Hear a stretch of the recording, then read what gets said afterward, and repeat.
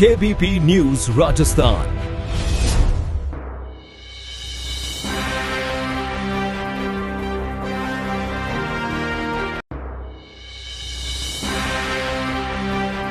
नमस्कार, आप देख रहे हैं केबीपी न्यूज राजस्थान।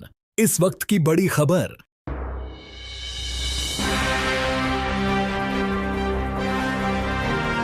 श्री गंगानगर में जल संकट, अन्न के कटोरे में पसरा सन्नाटा, जहरीले पानी से खून के आंसू रोता अन्नदाता घग्गर नदी के किसानों की बड़ी चिंता।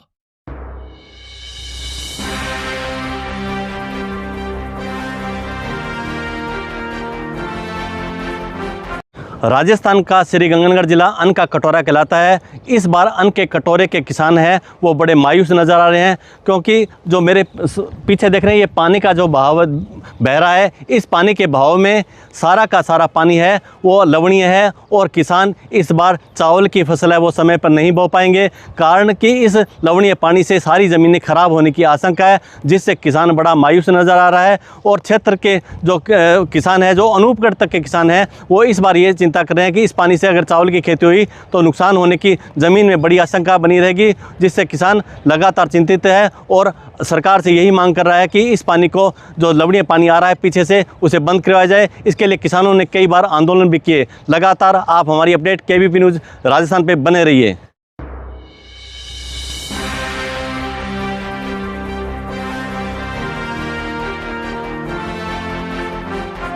राजस्थान का अन्न का कटोरा कहा जाने वाला श्री गंगानगर आज बूंद बूंद पानी को तरस रहा है।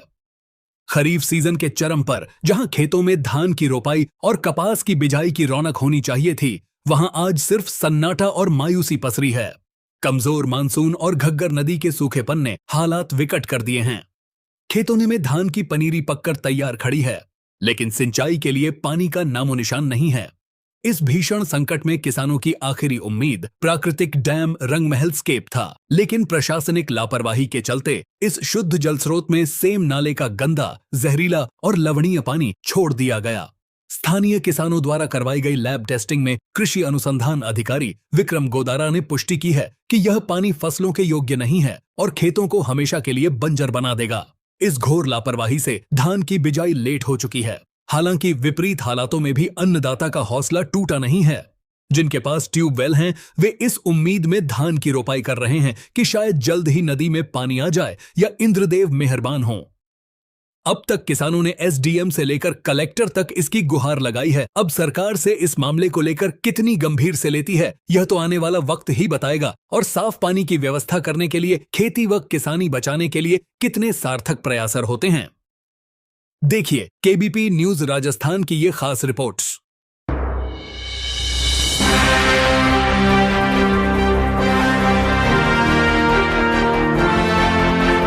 नमस्कार, मैं मुखराम खिलेरी, ग्राम पंचायत भेरूपुरा सीलवाणी, चक 38 पीबीएन को काश्तकार हूँ। और जो मेरे पीछे पानी दिखाई देने लग रहा है वो पहले गगर डिफ्रेस नाम पानी खड़े हो बैठे रिजर्व के तौर पर खड़े हो, लेकिन ये पानी के अंदर गंदो पानी सेमे को पानी डाल गए कि राउसर को सीवरेज को पानी है, जो केमिकल को पानी है, पीछे भी वो पानी आए हुए हैं। ये पानी आने के बाद में को पीएच मान है जो 8+ हो रहा है और किसाना का खेता में लगाने योग्य को नहीं, जबकि जुलाई को महीनों चलन लग रहा है, 7 जुलाई होने लग रही है। और वो पानी है जो अगर अच्छो हो तो और गंदो पानी नहीं डालो जानतो तो यूँ धान लागतो। पहले भी पानी कई बार आमतो जो तुम्हें ये पानी ने इस्तेमाल करता, लेकिन अब की बार बड़ी विडंबना है, बड़ी दुख की बात है कि भाई खेता में लगा कौन सा कि इनको धान की खेती है जो कोई बर्बाद हो जाए अगर इनके नहीं लगा लियो तो। और मेरा निवेदन ही रेसी कि कई लोग हैं जो कोई टेस्ट भी करवाए हुए है। कल भी एक छोटो सा वीडियो बनाड़ो मानक सरू, तो पानी बहुत खतरनाक है, खेता में लगाना ही को नहीं। और वो जो पानी गंदो है तो मेरे ख्याल में करोड़ों घन लीटर पानी वो सारो है जो सरकार की लापरवाही हुई है, क्योंकि यहाँ सेम और गंदो पानी है जो अच्छे पानी में डालने के बजाय भारी नुकसान हुए मान लोगों ने। जो राइस बेल्ट है वो अनूपगढ़ तक अठू ले गए, अपने रंगमेल ले गए, तो पूरा राइस बेल्ट है और पाकिस्तान तक जावे पानी। लेकिन अब बड़ी दुख की बात है कि मैं खेत में लगा कौन सा, क्योंकि पानी बहुत ही खराब है। तो किसान भाइयों मेरा निवेदन रहती कि खेत में इस्तेमाल करना ही को नहीं। धन्यवाद, जय हिंद। सभी किसान भाइयों को राम राम। ये जो रंगमेल एस्केप से पानी छोड़ा गया है, ये लेबोरेटरी में जांच करवाया, जिसमें वो कह रहे हैं कि ये पानी सिंचाई योग्य नहीं है। इस पानी से धान की फसल नहीं लगेगी। ये लवणीय पानी है जो फसल के लिए उपयुक्त नहीं है। किसानों की चिंताएं बढ़ रही है, ना बारिश हो रही है और पीछे से जब नाली का पानी आएगा तभी धान की बुआई होगी। अभी तक तो मानसून कमज़ोर बता रहे हैं। अभी देखो जुलाई तो इंतज़ार करेंगे। और कुछ पछेती किस्में हैं जैसे 1692 है, वो 10 अगस्त तक लगाई जा सकती है, उसकी पंजीरी डाल रखी है। और अगर पानी अगस्त के प्रथम सप्ताह में आ गया तो 1692 की बिजाई हो जाएगी। जिन किसान भाइयों के 11-21 मूंछल और कुछ अगेती भी वो पंजीरी की बुआई है, वो इससे प्रभावित होंगे, उनके समय पर बुआई नहीं हो पाएगी। किसान भाइयों के मायूसी। मैं प्रेम दूबगा बेरुपुरा सीलवानी चक 41 पीवीएन को काश्तकार हूँ। और जो पानी मेरे पीछे थान दिखाई दे रहा है वो गंगा डिप्रेशन में आयो पानी है। और वही पानी है जगह के अंदर रावतसर क्षेत्र को सीवरेज को पानी और बड़ोप्पर जाखड़ा वाली के आसपास को सेम को पानी डालो गया है। और पानी बहुत खराब पानी है, सेम को पानी है और खेत में लगाने का योग्य को नहीं। इन अगर लगाऊंगा तो अपनी ज़मीन बंजर हो जाएगी। इनमें धान की खेती हुआ को नहीं, कोई और भी फसल हुआ को नहीं।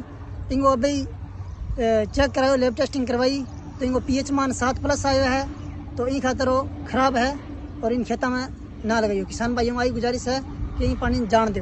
विक्रम गोदा, कृषि अनुसंधान अधिकारी, मिट्टी परीक्षण प्रयोगशाला सूरतगढ़ में। यहाँ हमारे फार्मर द्वारा सैंपल जांच किए जाते हैं मिट्टी और पानी के।